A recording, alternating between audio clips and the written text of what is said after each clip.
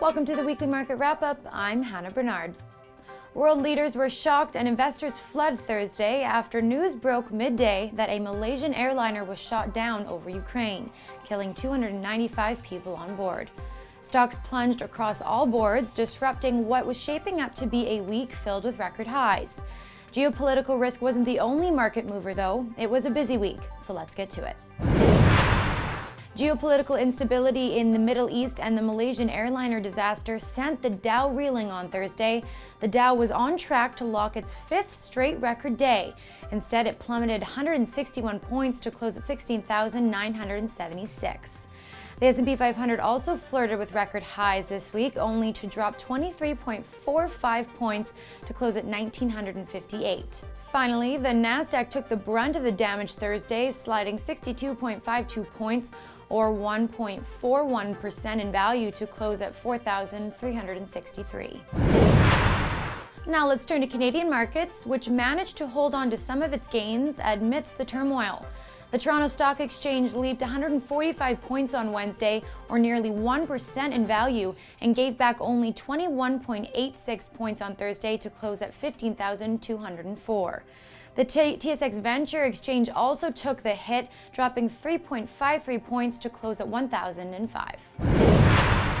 Well, it was an up-and-down week this week. Comments by Fed Chair Janet Yellen drove markets down earlier in the week by reporting to a Senate committee that the U.S. economic recovery remains incomplete, supported by a still ailing job market and stagnant wages, which justifies loose monetary policy for the foreseeable future.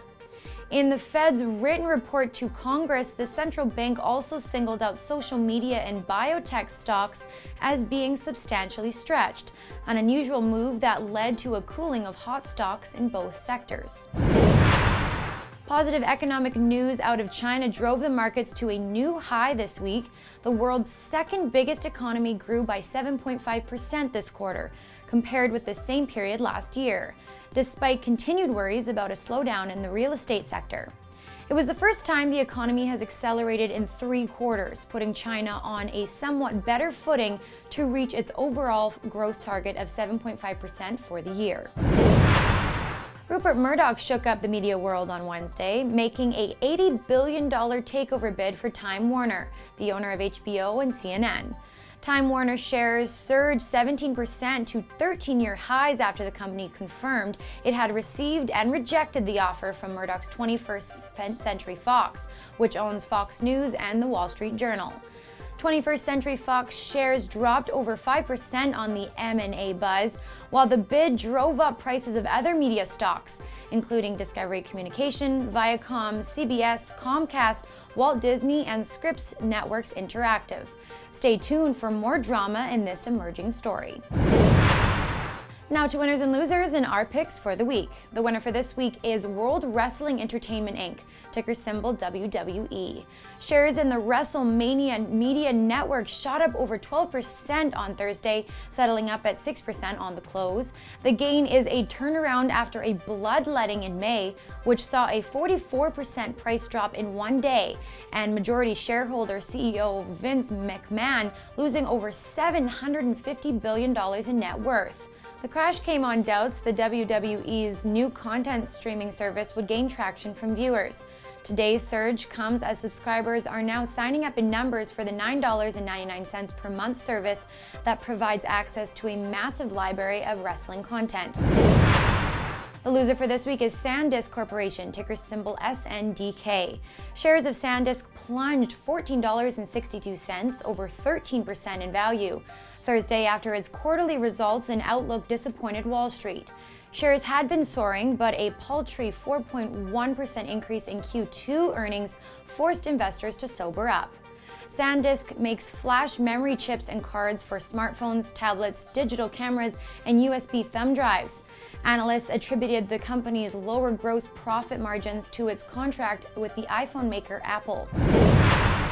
Well, those are our winners and losers for this week, and now it's time to check in on the gains that you could have locked in by following the weekly watch list from Robert James and Viral Stocks.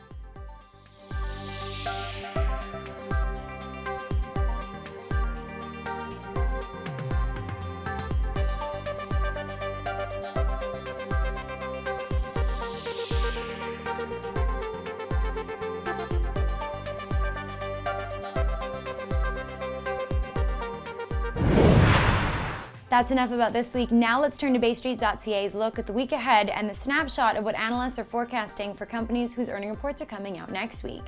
Here are 3 U.S. stocks to watch. First up on Tuesday is Apple Inc. with an EPS forecast of $1.22 compared to $1.07 in the prior year quarter.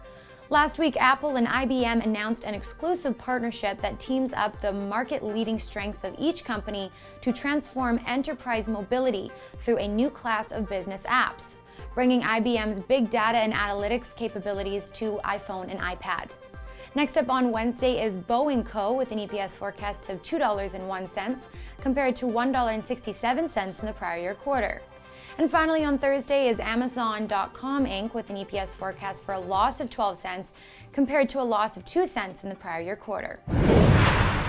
And here are 3 Canadian stocks to watch next week. First up on Tuesday is Canwell Building Materials Group with an EPS forecast of 16 cents compared to 12 cents in the prior year quarter. Last month, Futura Corporation announced it was buying more than 250,000 shares in the Vancouver-based Canwell.